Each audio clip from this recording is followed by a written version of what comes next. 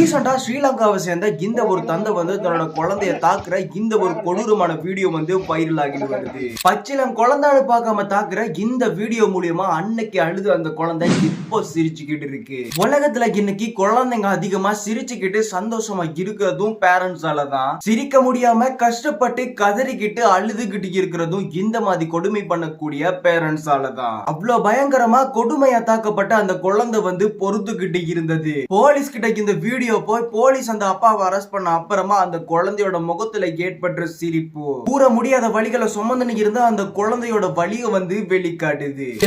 சரியான நேரத்துல இந்த விஷயத்தை நீதித்துறைக்கு கொண்டு போய் அழுதுகிட்டு இருந்த அந்த குழந்தையோட முகத்துல சிரிப்பை வர வச்சா போலீஸுக்கும் இன்ஃபுளுசர்னு சொல்லி எல்லாத்துக்குமே ரெஸ்பெக்ட் பண்ணிக்கிறேன். ஒவ்வொரு அப்பா அம்மாவும் சரியாக இருந்தா இன்னைக்கு சிறுவர் இல்லங்கள் தேவை கிடையாதுன்ற மாதிரி ஒவ்வொரு குழந்தைகளும் சரியாக இருந்தாங்க அப்படின்னு சொன்னா முதியோர் இல்லங்கள் அப்படிங்கிற ஒண்ணு தேவை.